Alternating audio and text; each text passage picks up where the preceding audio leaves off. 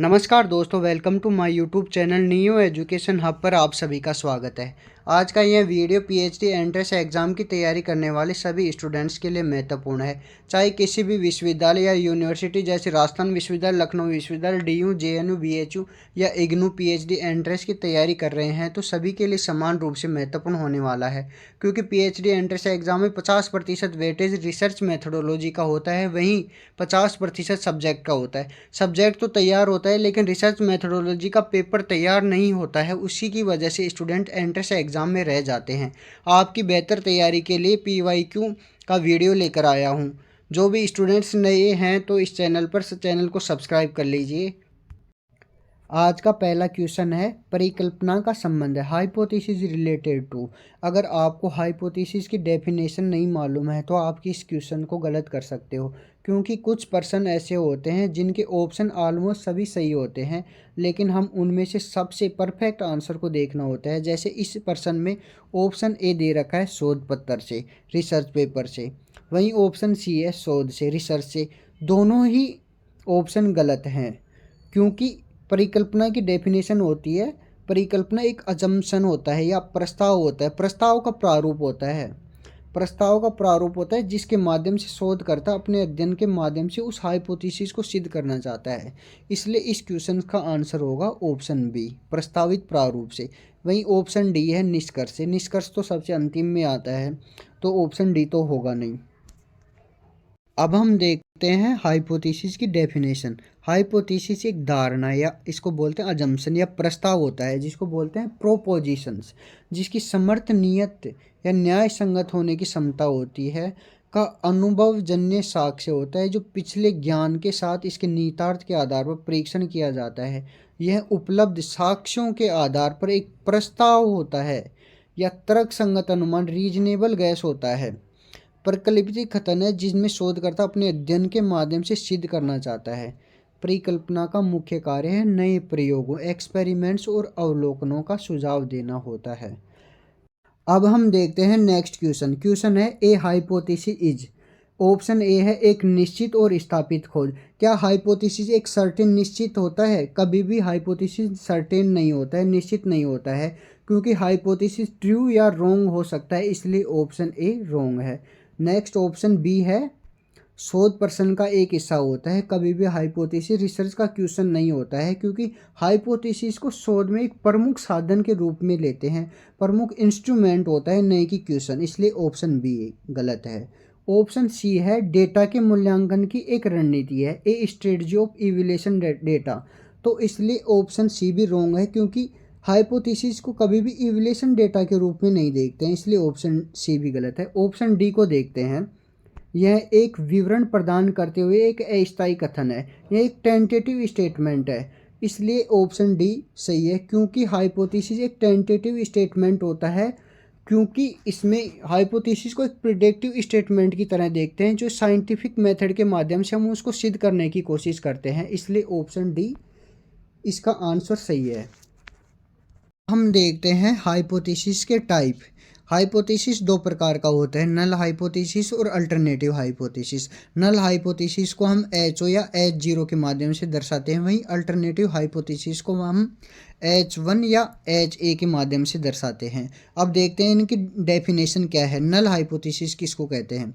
Null hypothesis में no effect, कोई प्रभाव नहीं होता है, नो डिफरेंस, नो कोई उसमें कोई अंतर नहीं होता है, नो चेंज, उसमें कोई परिवर्तन नहीं होता है। जैसे हम एक उदाहरण के माध्यम से समझते हैं, आप इसको ध्यान से सुनना। जैसे विधि ए विधि बी से तुलना की जाती है, विधि बी से तुलना की जाती है।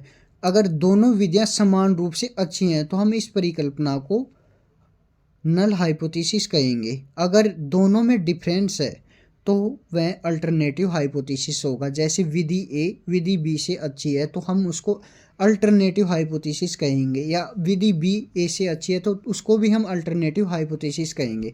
जैसे एक और एग्जांपल लेते हैं, जैसे महिलाएं पुरुषों से बेहतर शिक्षक हैं, तो हम इसमें अल्टरनेटिव हाइपोथेसिस होगा, क्योंकि इसमें महिलाओं को पुरुषों से बेहतर शिक्षक के रूप में दर्शाया गया है।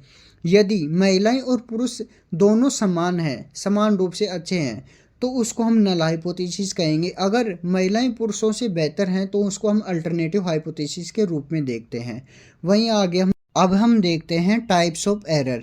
टाइप 1 एरर व टाइप 2 एरर क्या होता है। टाइप 1 एरर को हम अल्फा के रूप में दर्शाते हैं, टाइप 2 एरर को बीटा के रूप में देखते हैं। टाइप एरर कब होता है, टाइप 2 एरर कब होता है, हम देखते हैं। टाइप 1 एरर तब होगा जब H0 सत्य हो, जो एक्सेप्ट करने के योग्य हो, लेकिन हम उसको रिजेक्ट कर देते हैं तो वह टाइप 1 एरर होगा। इसको हम अल्फा के रूप में दर्शाते हैं। वहीं टाइप 2 एरर तब होगा जब यह असत्य हो, जिसको स्वीकारने योग्य नहीं हो, लेकिन उसको हम स्वीकार कर लेते हैं, तब टाइप 2 एरर होता है। हम देखते हैं डायग्राम बनाकर, मैं आपको समझाने की कोशिश करता हूँ। टाइप 1 है, टाइप 2 एरर को रिजेक्ट कर लीजिए, यहाँ पर एक्सेप्ट कर लीजिए। यहाँ H1 0 ट्रू, यहाँ पर H0 फॉल्स। अगर टाइप 0 ट्रू है, सत्य है, और वह एक्सेप्ट करने योग्य है, लेकिन हम उसको रिजेक्ट कर देते हैं तो वह टाइप 1 एरर होगा। वहीं अगर कथन गलत है लेकिन हम उसको एक्सेप्ट कर लेते हैं, रिजेक्ट करने योग्य होता है लेकिन हम उसको एक्सेप्ट कर लेते हैं, तो उसको टाइप 2 एरर कहते हैं। जैसे इसकी डेफिनेशन मैं आपको बताता हूँ। टाइप 1 एरर का अर्थ है कि उस परिकल्पना की अस्वीकृति जिसको स्वीकार किया जाना चाहिए था, जिसको हमें एक्सेप्ट करना चाहिए था, तो उसको तो हम रिजेक्ट कर रहे हैं, तो उसको टाइप 1 एरर कहेंगे। वहीं टाइप 2 एरर तब होता है जब हम जिसको अस्वीकार करना चाहिए था, जिसको रिजेक्ट करना चाहिए था, उसको हम स्वीकार कर लेते हैं, तो उसको टाइप 2 एरर कहते हैं। टाइप 1 एरर में 5% की, जिसमें 5% एरर हो सकता है टाइप 1 में। नेक्स्ट है हाइपोथेसिस टेस्ट। हाइपोथेसिस टेस्ट दो प्रकार के होते हैं, पैरामीट्रिक टेस्ट और non parametric test. Parametric test में रेशियो इंटरवल को लेते हैं, वहीं नॉन पैरामीट्रिक टेस्ट में नॉमिनल और ऑर्डिनल को लेते हैं। इसके लिए मैं आपके लिए एक अलग से वीडियो लेके आऊँगा जिसमें टी टेस्ट, जी टेस्ट, काई टेस्ट, इन सभी की संपूर्ण जानकारी लेके आऊँगा, क्योंकि यह क्वेश्चंस का वीडियो है, इस वजह से यह वीडियो बहुत लंबा हो जाएगा। इस वजह से मैं इसके लिए एक अलग से वीडियो लेकर आऊँगा। नेक्स्ट क्वेश्चन है, वैज्ञानिक विधि प्रयोग में लाई जाती है। वैज्ञानिक विधि कब प्रयोग में लाई जाती है, इन ऑप्शंस के आधार पर देना है हमको answer. Scientific method used for, तो इसका पहला ऑप्शन है सामाजिक विषय क्षेत्र, वहीं ऑप्शन बी है फोटोशॉप में, वहीं ऑप्शन सी है कला कौशल में, ऑप्शन डी है आत्मकथा में। तो इसमें से हमको देखना है कि इनमें से सबसे बेहतर आंसर क्या होगा। इसका आंसर होगा option A, research for social topic, सामाजिक विषय क्षेत्र में।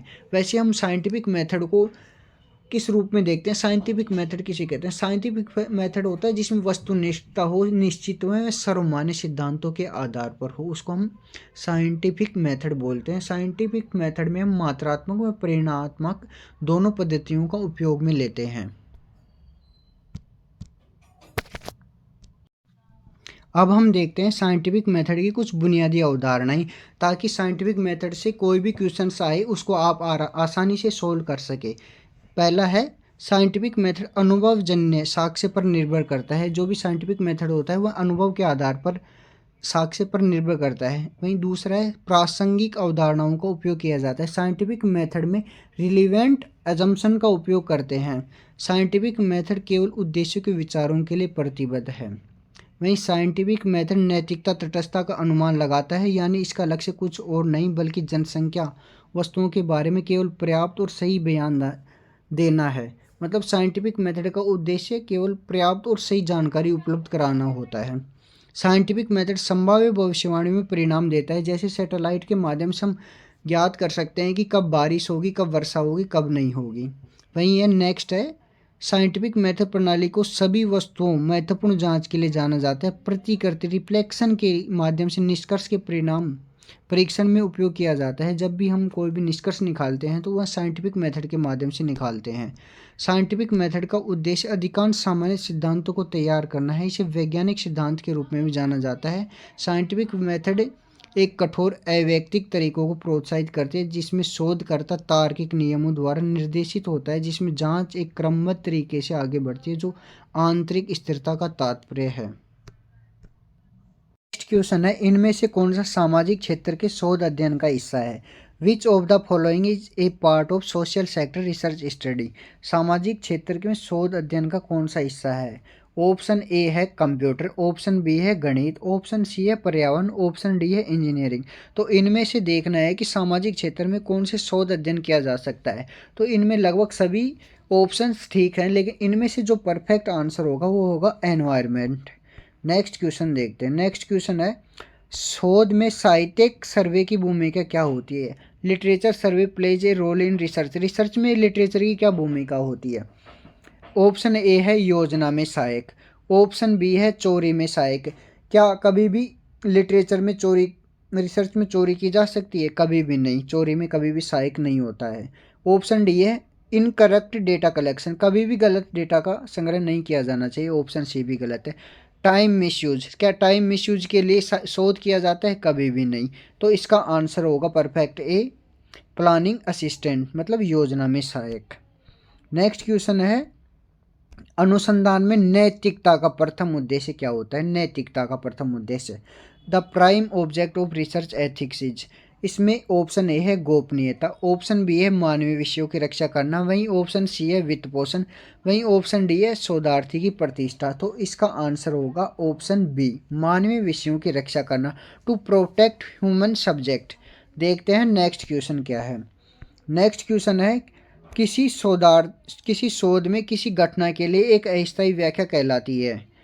ए tentative explanation a phenomena in a research is called. किसी शोध में किसी घटना के लिए एक अस्थायी व्याख्या क्या कहलाती है। इसका आंसर क्या है। ऑप्शन ए है पूर्व कल्पना, परिकल्पना, हाइपोथेसिस, ऑप्शन बी है डेटा कलेक्शन, ऑप्शन सी है कंक्लूजन, ऑप्शन डी है उपसंहार। तो इसका परफेक्ट आंसर होगा hypothesis, option A. Next question है, हम देखते हैं अनुसंधान के जो क्रम है, सबसे पहले क्या आएगा क्या नहीं। तो अनुसंधान जब भी हम हाइपोथेसिस तैयार करते हैं तो उसमें हाइपोथेसिस के लिए सबसे पहले हम उसका प्रॉब्लम देखते हैं। अनुसंधान समस्या तैयार करते हैं, फॉर्मुलेशन द रिसर्च प्रॉब्लम। सबसे पहले आता है रिसर्च प्रॉब्लम, उसके बाद में आता है लिटरेचर सर्वे, व्यापक साहित्य सर्वेक्षण, वहीं तीसरे पर आता है परिकल्पना विकसित करना, डेवलपिंग द हाइपोथेसिस। नेक्स्ट आता है शोध डिजाइन की तैयारी करना, preparing the research design. Next आता है नमूना डिजाइन का निर्धारण करना। नेक्स्ट होता है कलेक्शन ऑफ डेटा। वहीं नेक्स्ट है इसमें परियोजना का निष्पादन करना, परियोजना का निष्पादन। नेक्स्ट है डेटा का एनालिसिस करना, समंग का विश्लेषण, डेटा का एनालिसिस करना। फिर आता है 9 नंबर पर परिकल्पना का परीक्षण करना, हाइपोथेसिस टेस्टिंग। नेक्स्ट है सामान्यीकरण और व्याख्या, जनरलाइजेशन और इंटरप्रेशन करते हैं इसमें। फिर नेक्स्ट है परिणामों की रिपोर्ट और प्रस्तुति की तैयारी, यानी निष्कर्षों का औपचारिक लेखन। लास्ट में सबसे अंत में आता है निष्कर्ष। तो इस डायग्राम से बहुत से क्वेश्चंस आते हैं ऑर्डर डिसऑर्डर में करने के लिए, तो आप इनको अच्छे से याद कर लेना, रट लेना। हर एग्जाम में 1-2 क्वेश्चंस रहता है हाइपोथेसिस से। तो इसमें हम इसको इस डायग्राम से भी समझ सकते हैं। सबसे पहला आता है शोध समस्या को परिभाषित करना, फिर उसके बाद में आता है अवधारणाओं व सिद्धांतों की समीक्षा करना, जिसमें पूर्व शोध खोजों की समीक्षा होती है। वहीं उसके बाद में आता है परिकल्पना का निर्माण करना, फिर आता है शोध प्रारूप तैयार करना, फिर डेटा कलेक्शन आता है, फिर उसके बाद में डेटा का विश्लेषण एनालिसिस होता है, फिर अंत में होता है निष्कर्ष एवं रिपोर्ट होता है। तो आप इस डायग्राम को अच्छे से याद कर लेना। 1-2 क्वेश्चंस हर एग्ज़ाम में आपको देखने को मिल जाएगा, चाहे नेट की दो, चाहे रिसर्च मेथोडोलॉजी से जो भी पीएचडी में आते हैं उससे रिलेटेड 1-2 क्वेश्चन इससे रहता है। इसकी मैं पीडीएफ टेलीग्राम पर अपलोड कर दूंगा, तो आप वहां से देख लेना। तो नेक्स्ट क्वेश्चन है संचरित साक्षात्कार के लाभ क्या होते हैं। स्ट्रक्चर्ड इंटरव्यू के क्या लाभ हैं। तो इस क्वेश्चन का पहला ऑप्शन देखते हैं। ऑप्शन ए है आत्मलेख, ऑप्शन बी है परीक्षा की तैयारी, ऑप्शन सी है शोध कार्य में सहायक, ऑप्शन डी है व्याख्या सुनना। तो हम सबसे पहले देखते हैं कि इंटरव्यू कितने प्रकार के होते हैं। इंटरव्यू 3 प्रकार के होते हैं। एक टेलीफोनिक इंटरव्यू होता है, एक पर्सनल इंटरव्यू होता है, एक प्रोजेक्टिव टेक्निक होता है, जिसको हम इनडायरेक्ट इंटरव्यू भी कह सकते हैं। हम ऐसे समझ सकते हैं इनडायरेक्ट इंटरव्यू।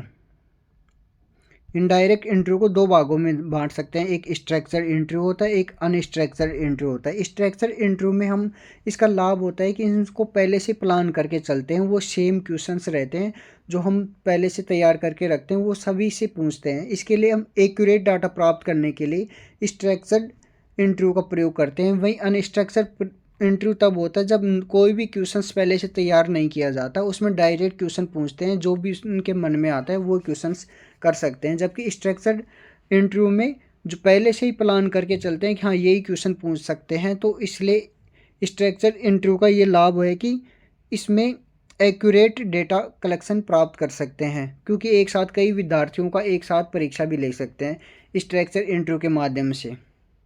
नेक्स्ट क्वेश्चन देखते हैं हम। नेक्स्ट क्वेश्चन है दी बेनिफिट्स ऑफ स्ट्रक्चर इंटरव्यू, ये तो हो ही गया। नेक्स्ट क्वेश्चन है शोध कार्य में प्रश्नावली का महत्व क्या है। शोध कार्य में प्रश्नावली का महत्व, importance of questionnaire in research work, शोध कार्य में प्रश्नावली का क्या महत्व है। ऑप्शन ए है शोध कार्य विस्तार में सहायक। ऑप्शन बी है उद्देश्यहीन होना, क्या कभी भी शोध कार्य में प्रश्नावली का उद्देश्यहीन हो सकती है, कभी भी नहीं। शोध कार्य में की गति को धीमा करना, क्या शोध कार्य प्रश्नावली गति को धीमा कर सकती है, कभी भी नहीं। ऑप्शन डी है कार्य को कठिन करना, कठिन करने के लिए थोड़ी बनाते हैं प्रश्नावली, तो इसका आंसर होगा option A helpful in expanding research work. Next question है शोध कार्य के प्रमुख घटक क्या हैं। शोध कार्य का प्रमुख घटक, मेजर कंपोनेंट्स फॉर रिसर्च, शोध कार्य का प्रमुख घटक। ऑप्शन ए है नैतिकता, ऑप्शन बी है संस्कार, ऑप्शन सी है परंपरा, ऑप्शन डी है अर्धज्ञान, तो इसका परफेक्ट आंसर होगा नैतिकता। शोध कार्य का प्रमुख घटक है नैतिकता। नेक्स्ट क्वेश्चन है व्यवस्थित सिस्टमैटिक प्रश्नावली की विशेषताएं क्या होती हैं। ऑप्शन ए विषय आधारित नहीं प्रश्न, questions not related to topic. Option A wrong है, क्योंकि व्यवस्थित प्रश्नावली में उसी विषय से संबंधित क्वेश्चंस होते हैं। ऑप्शन बी है विषय संबंधित विस्तृत प्रश्न, ऑप्शन बी करेक्ट है। वहीं ऑप्शन सी को और डी को भी देख लेते हैं। ऑप्शन सी है विषयगत विद्वानों को प्रश्न नहीं पूछना, ये इससे रिलेटेड नहीं है। ऑप्शन डी है एक ही प्रश्न पूछना, क्या व्यवस्थित प्रश्नावली में एक ही प्रश्न पूछते हैं, कभी भी नहीं, तो इसका आंसर होगा option B detailed question to related topics. Next question है द्वितीय स्रोत होता है सेकेंडरी सोर्स, डेटा का द्वितीय स्रोत क्या होता है, क्या आता है इसमें। तो पहला ऑप्शन है संपादित सामग्री, दूसरा ऑप्शन है पूर्व कल्पना, वहीं तीसरा ऑप्शन है उपसंहार, चौथा ऑप्शन है असंपादित सामग्री अनएडिटेड मटेरियल, तो इसमें आएगा एडिटेड मटेरियल। हम देखते हैं methods of data collection, primary और सोर्स और सेकेंडरी सोर्स। प्राइमरी सोर्स में ऑब्जर्वेशन, इंटरव्यूइंग ये आते हैं। प्राइमरी और सेकेंडरी सोर्स को हम इस डायग्राम के माध्यम से समझ सकते हैं। प्राइमरी सोर्स का मीनिंग, प्राइमरी सोर्स में रिसर्चर खुद डेटा का कलेक्शन करता है, वहीं सेकेंडरी सोर्स में डेटा कलेक्शन अदर पीपल करते हैं, उनके माध्यम से हम सेकेंडरी डेटा यूज करते हैं। वहीं प्राइमरी डेटा यूनिक होता है क्योंकि वह खुद पहली बार उस डेटा को कलेक्शन करता है, लेकिन सेकेंडरी डेटा ज़रूरी नहीं हो कि वो यूनिक हो, ओरिजिनल हो, वो गलत भी हो सकता है, अनयूनिक इन्फॉर्मेशन होती है। वहीं एडजस्टमेंट देखते हैं इसमें, प्राइमरी डेटा में does not need adjustment is focused, वहीं सेकेंडरी डेटा में होता है needs adjustment to shoot a actual aim, जो उद्देश्य होता है उसके लिए जो भी डेटा कलेक्शन करते हैं वो सेकेंडरी डेटा में यूज़ होते हैं। वहीं सोर्स देखते हैं, प्राइमरी डेटा कलेक्शन के सोर्स हैं सर्वे के माध्यम से, ऑब्जर्वेशन के माध्यम से, एक्सपेरिमेंट्स के माध्यम से। यहाँ से एक क्वेश्चन ज़रूर आता है प्राइमरी डेटा के सोर्स क्या क्या होते हैं, तो इसमें देख लीजिए सर्वे, ऑब्जर्वेशन और एक्सपेरिमेंट होते हैं। वहीं सेकेंडरी डेटा के लिए होता है internal records, government publics data होता है। वहीं प्राइमरी डेटा क्वालिटेटिव डेटा होता है, वहीं सेकेंडरी डेटा क्वांटिटेटिव डेटा होता है। प्राइमरी डेटा में कॉस्टली होता है, वहीं सेकेंडरी डेटा इकोनॉमिकल होता है। अब हम देखते हैं नेक्स्ट क्वेश्चन, शोधार्थी का गुण होता है दी क्वालिटी ऑफ रिसर्चर, रिसर्चर की क्या योग्यता होता है कि उसमें क्या गुण होते हैं। पहला ऑप्शन है योग्यहीन होना, क्या योग्यहीन होना चाहिए शोधार्थी, कभी भी नहीं। ऑप्शन बी है शोधपूर्ण जिज्ञासा, ये ऑप्शन ठीक हो सकता है। नेक्स्ट ऑप्शन देखते हैं कामचोर, क्या कामचोर होना चाहिए रिसर्चर, कभी भी नहीं। दूसरे पर आश्रित होना चाहिए, ऑप्शन डी है कभी भी नहीं होना चाहिए रिसर्चर को दूसरे पर आश्रित, तो इसका आंसर होगा ऑप्शन बी शोधपूर्ण जिज्ञासा। नेक्स्ट क्वेश्चन देखते हैं। नेक्स्ट क्वेश्चन है निम्नलिखित में से प्रदत्त डेटा संग्रह की विधि है, तो confirm method of data collection, data collection की कन्फर्म विधि इनमें से कौन सी है, कन्फर्म होना चाहिए वो। तो ऑप्शन ए साक्षात्कार, ऑप्शन बी है प्रयोगशालाहीन होना, ये तो कभी हो नहीं हो सकता, टाइपिंग का ज्ञान और नोट लिखना। तो इसमें टाइपिंग का ज्ञान, नोट लिखना एक डेटा कलेक्शन की विधि हो सके, लेकिन जो परफेक्ट हो, प्रदत्त हो, मतलब कन्फर्म होना चाहिए, वो है साक्षात्कार। साक्षात्कार के माध्यम से हम कन्फर्म डेटा इकट्ठा कर सकते हैं। नेक्स्ट क्वेश्चन है डैश उत्तरदाता से वार्ता से पूर्व तैयार किया जाता है। क्या तैयार किया जाता है? तो ऑप्शन ए शोध का निष्कर्ष शीर्षक, ऑप्शन बी है निष्कर्ष, ऑप्शन सी है प्रश्न का प्रारूप, ऑप्शन डी है डेटा कलेक्शन। तो इनमें से क्या तैयार किया जाता है? जब भी हम किसी दूसरे का इंटरव्यू लेंगे, जिससे क्वेश्चन पूछेंगे, तो उससे पहले हम प्रश्न का प्रारूप तैयार करते हैं। तो इसका आंसर होगा option C, question format. Next question देखते हैं हम। नेक्स्ट क्वेश्चन है इनमें से अनुदैर्ध्य अभिकल्प कौन सा है? अनुदैर्ध्य अभिकल्प कौन सा है? Longitudinal design. तो सबसे पहले हम समझते हैं कि अनुदैर्ध्य अभिकल्प क्या होता है। अनुदैर्ध्य अभिकल्प एक शोध पद्धति होती है, टेंडेंसी होती है, प्रवृत्ति होती है एक ऐसी, जिसका उपयोग हम समय की विस्तारित अवधि के लिए किया जाता है, लॉन्ग टाइम के लिए करते हैं। जैसे डेटा कलेक्शन के लिए करते हैं, जैसे जनगणना, तो जनगणना का डेटा लॉन्ग टाइम के लिए करते हैं, तो उसके लिए एक प्रवृत्ति होती है अनुदैर्ध्य। तो ये इसका आंसर होगा ऑप्शन ए, प्रवृत्ति, टेंडेंसी। नेक्स्ट क्वेश्चन देखते हैं अब। नेक्स्ट क्वेश्चन है मूलभूत रूप से अनुसंधान का विषय होना चाहिए। What should be the fundamental research topic? Research topic का मूलभूत अनुसंधान विषय क्या होना चाहिए? पुनरावृत्ति। अनुसंधान में कभी भी पुनरावृत्ति नहीं होनी चाहिए। ऑप्शन बी है उपयोगी। ये देखते हैं नेक्स्ट ऑप्शन क्या है, शोधहीन, कभी भी शोधहीन नहीं होना चाहिए। ऑप्शन डी है अर्थहीन, कभी भी अर्थहीन नहीं होना चाहिए। इसका आंसर होगा उपयोगी। नेक्स्ट क्वेश्चन है इनमें से शोध शीर्षक का हिस्सा नहीं है। Which of the following is not a part of research topic? Research topic का कौन सा पार्ट नहीं है इसमें से? ऑप्शन ए विश्लेषणात्मक, ऑप्शन बी है समीक्षात्मक, ऑप्शन सी है अध्ययन, ऑप्शन डी है प्रश्नोत्तर। तो इसका आंसर होगा प्रश्नोत्तर, ऑप्शन डी। ये सभी शोध शीर्षक के हिस्सा होते हैं, विश्लेषण, समीक्षा और अध्ययन। अगर आप इस चैनल पर नए हो तो इस चैनल को सब्सक्राइब कर लीजिए और अपने दोस्तों के भी साथ शेयर कीजिए, ताकि मोटिवेशनल मिले नई वीडियो बनाने के लिए। नेक्स्ट क्वेश्चन देखते हैं। शोध ग्रंथ में प्रस्तावना होती है, शोध ग्रंथ में प्रस्तावना होती है, इंट्रोडक्शन। थीसिस में शोध ग्रंथ में प्रस्तावना होती है। पहला ऑप्शन है प्रथम अध्याय में, ऑप्शन बी है द्वितीय अध्याय में, ऑप्शन सी है पंचम अध्याय में, ऑप्शन डी है षष्ठम अध्याय में। तो इसका आंसर होगा प्रथम अध्याय में ही हम प्रस्तावना को डालते हैं। नेक्स्ट क्वेश्चन देखते हैं। नेक्स्ट क्वेश्चन है निम्नलिखित में से कौन से प्रमाण विचलन की गणना की जाती है? प्रमाण विचलन की गणना की जाती है। Proof deviation is calculated. पहला ऑप्शन है मोनोग्राफ, ऑप्शन बी है समानांतर माध्य, ऑप्शन सी है बहुलक, ऑप्शन डी है माध्यमिका। तो इसका आंसर होगा समानांतर माध्य। पैरेलल मीडियम में हम प्रमाण विचलन की गणना करते हैं। तो इसका आंसर है ऑप्शन बी। नेक्स्ट क्वेश्चन देखते हैं। इनमें से शोध कार्य में आंकड़ों के प्रकार होते हैं। शोध कार्य में आंकड़ों के प्रकार होते हैं, कितने प्रकार के होते हैं? ऑप्शन ए 6 प्रकार के, ऑप्शन बी है 3 प्रकार के, ऑप्शन सी है 2 प्रकार के, ऑप्शन डी है 5 प्रकार के। तो हम कभी भी शोध कार्य में आंकड़ों के 2 प्रकार होते हैं, प्राथमिक और द्वितीयक आंकड़े होते हैं। नेक्स्ट क्वेश्चन देखते हैं। नेक्स्ट क्वेश्चन है संरचित उपागम हिस्सा होता है। Transmitted approach is a part of. संरचित उपागम का हिस्सा होता है। ऑप्शन ए मात्रात्मक शोध का, ऑप्शन बी है संख्यात्मक शोध का, ऑप्शन सी है पूर्व कल्पना का, ऑप्शन डी है ग्रंथ सूची का। तो इसका आंसर होगा मात्रात्मक शोध का। क्वांटिटेटिव रिसर्च का भाग होता है संरचित उपागम। तो इसका आंसर है ऑप्शन ए मात्रात्मक शोध का। मात्रात्मक शोध का हम उपयोग सर्वे रिसर्च में, कोरिलेशन रिसर्च में, कैजुअल कंपैरिजन रिसर्च में, जिसमें को हम एक्स पोस्ट फैक्टो भी बोलते हैं, एक्सपेरिमेंटल रिसर्च में, इन सभी में इसका प्रयोग करते हैं। क्वांटिटेटिव रिसर्च क्लोज एंडेड होता है। तो क्वांटिटेटिव और क्वालिटेटिव रिसर्च को आप PDF में देकर पढ़ लेना। क्वांटिटेटिव रिसर्च में रैंडम सैम्पलिंग का यूज़ करते हैं, जबकि क्वांटिटेटिव रिसर्च में नॉन रैंडम सैम्पलिंग का यूज़ करते हैं। नेक्स्ट क्वेश्चन है शोध विषय शीर्षक चयन से पूर्व तैयार की जाती है। ऑप्शन ए है निष्कर्ष, ऑप्शन बी है रूपरेखा, ऑप्शन सी है संदर्भ सूची, ऑप्शन डी है प्री थीसिस सेमिनार। तो इसका आंसर होगा ऑप्शन बी सिनोप्सिस, रूपरेखा। नेक्स्ट क्वेश्चन है शोध कार्य का अंतिम चरण होता है। शोध कार्य का अंतिम चरण होता है, रिसर्च वर्क का फाइनल स्टेज क्या होता है?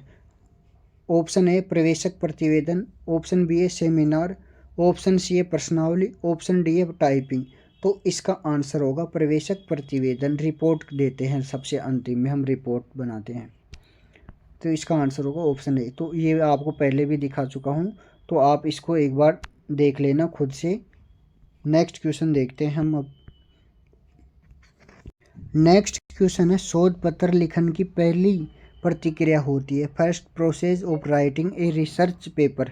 तो ऑप्शन ए परीक्षा की तैयारी, ऑप्शन बी है टाइपिंग का ज्ञान, ऑप्शन सी है साहित्यिक सर्वे, ऑप्शन डी है लेखन सामग्री। तो इसका आंसर होगा लिटरेचर सर्वे, ऑप्शन सी साहित्यिक सर्वे। नेक्स्ट क्वेश्चन देखते हैं। नेक्स्ट क्वेश्चन है डैश में अध्ययन शोध ग्रंथ की प्रामाणिकता होती है।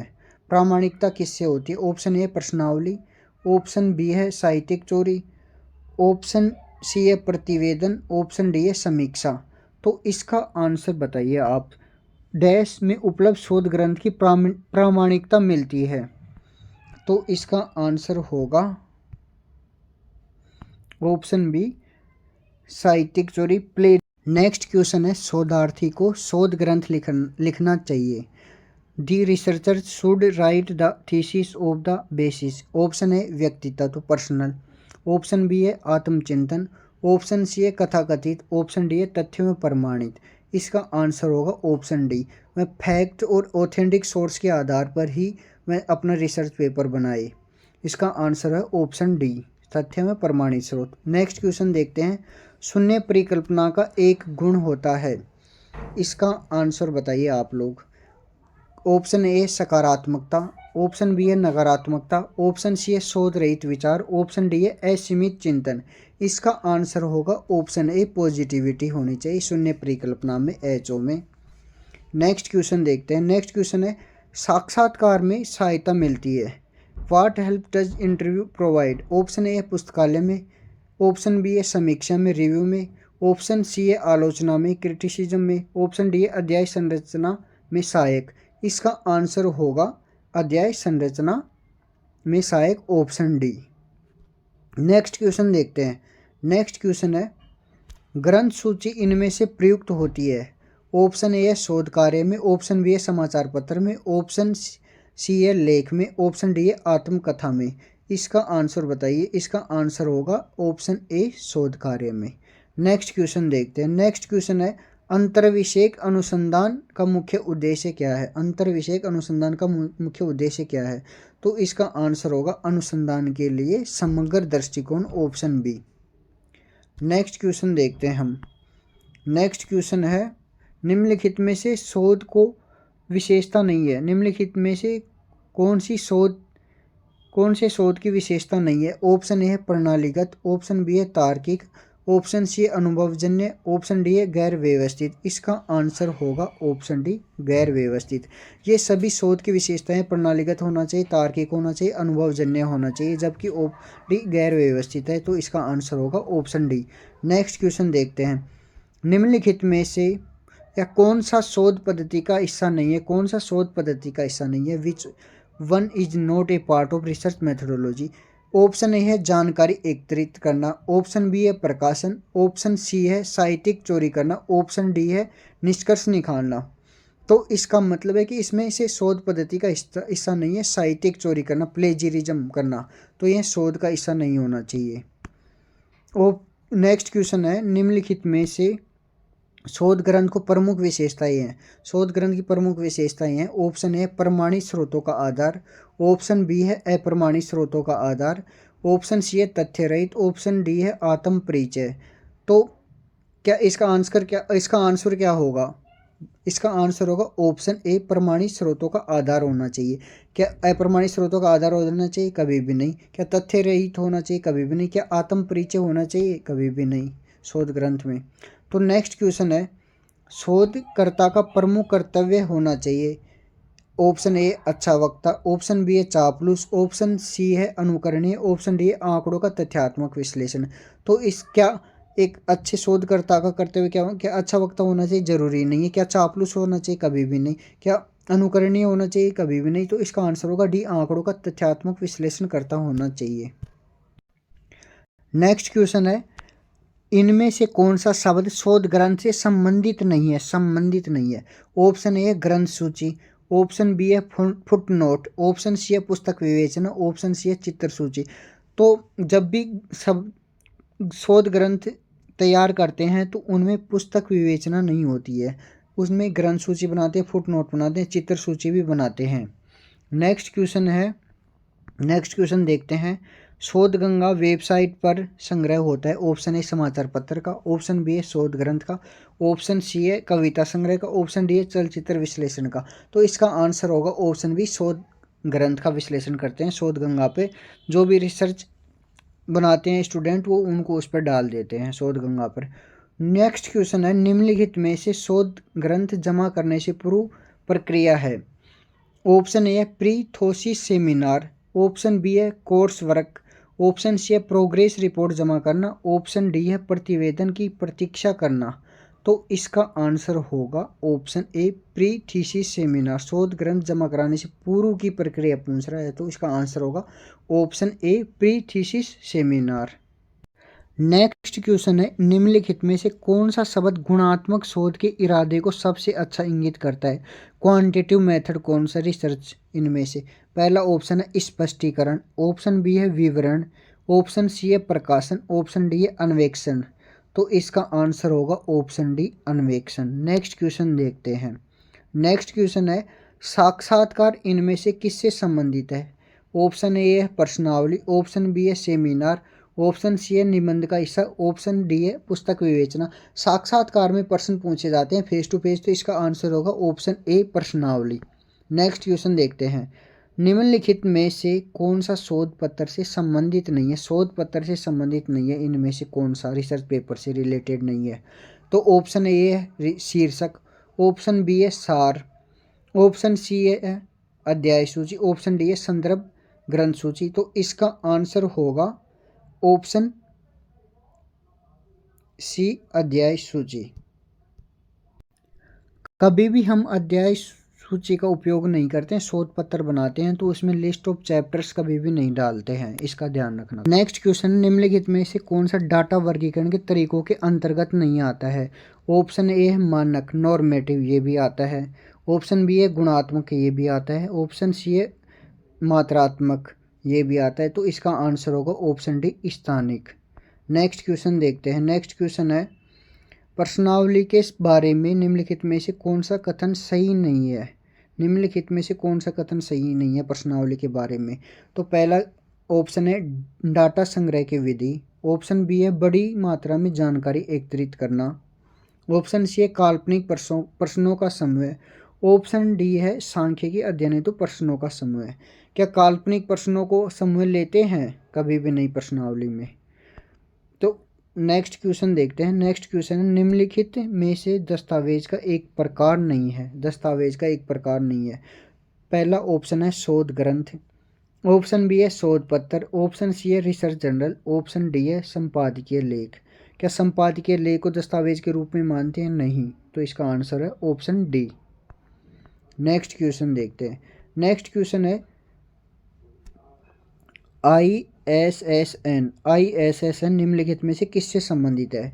ऑप्शन ए है रिसर्च जर्नल, ऑप्शन बी है ग्राफिटी लेख, ऑप्शन सी है स्नैपचैट, ऑप्शन डी है पुस्तक। इसका आंसर होगा रिसर्च जर्नल से संबंधित है ISSN। नेक्स्ट क्वेश्चन है, साहित्यिक सर्वे से संबंधित निम्नलिखित में से किससे संबंधित? साहित्यिक सर्वे किससे संबंधित है? ऑप्शन ए है प्राकथन, ऑप्शन बी है उपसंहार, ऑप्शन सी है लेखन का एक रूप, ऑप्शन डी है निबंध। तो इसका आंसर होगा लेखन का एक रूप होता है यह साहित्यिक सर्वे। नेक्स्ट क्वेश्चन है, शोध कार्य करने के दौरान प्रगति आख्या प्रस्तुत करने की समयावधि है उसकी प्रोसेस की। तो इसका ऑप्शन ए है 5 वर्ष, ऑप्शन बी है 2 वर्ष, ऑप्शन सी है 1 वर्ष, ऑप्शन डी है 6 माह। तो इसके लिए 6 महीने का टाइम दिया जाता है। नेक्स्ट क्वेश्चन देखते हैं। अगर आप इस चैनल पर नए हो तो चैनल को सब्सक्राइब कर लीजिए और अपने दोस्तों के साथ भी शेयर कीजिए। नेक्स्ट क्वेश्चन है, निम्नलिखित में से शोध से संबंधित क्रम क्या है? शोध से संबंधित क्या क्रम है? ऑप्शन ए है पूर्व कल्पना, सिनोप्सिस, फिर प्रगति आख्यान, फिर शोध ग्रंथ। इंग्लिश में देखते हैं पहले। हाइपोथेसिस, सिनोप्सिस, फिर प्रोग्रेस रिपोर्ट, फिर थीसिस।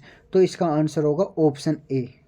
नेक्स्ट क्वेश्चन देखते हैं। नेक्स्ट क्वेश्चन है, प्राथमिक स्रोत है, इनमें से प्राथमिक स्रोत है। ऑप्शन ए है रिसर्च जर्नल, ऑप्शन बी है शोध ग्रंथ अध्ययन, ऑप्शन सी है साक्षात्कार, ऑप्शन डी है डेटा कलेक्शन। आपको एक क्वेश्चन पहले भी आ चुका है, इसका आंसर होगा साक्षात्कार, प्राथमिक स्रोत इसका। नेक्स्ट क्वेश्चन है, प्रश्नावली की विशेषता नहीं है, इनमें से प्रश्नावली क्या विशेषता नहीं है? ऑप्शन ए सार्थक प्रश्न, ऑप्शन बी है सहज भाषा, ऑप्शन सी है निर्थक भाषा। क्या प्रश्नावली में निर्थक प्रश्न होने चाहिए? कभी भी नहीं, ऑप्शन सी आंसर आएगा। ऑप्शन डी है विषयगत प्रश्न है। नेक्स्ट क्वेश्चन देखते हैं। नेक्स्ट क्वेश्चन और अंतिम क्वेश्चन है आज का, शोधार्थी के शोध की अंतिम प्रक्रिया क्या होती है? शोधार्थी की शोध की अंतिम प्रक्रिया क्या होती है? ऑप्शन ए है प्रतिवेदन, ऑप्शन बी है pre thesis seminar, option C है सिनोप्सिस तैयार करना, ऑप्शन डी है डेटा कलेक्शन। तो हम सबसे अंत में शोधार्थी प्रतिवेदन अपनी रिपोर्ट देता है। टॉपिक से रिलेटेड 2 मैराथन क्लास होंगी, जिसमें से इन टॉपिक्स के लिए एक पूरी थ्योरी की क्लास होगी और एक मैराथन क्लास जिसमें 1000 MCQs होंगे, लगभग 4-5 घंटे की होगी। अगर आप इस चैनल पर नए हो तो चैनल को सब्सक्राइब कर लीजिए और अपने दोस्तों के साथ शेयर कीजिए। जय हिंद, जय भारत, थैंक यू।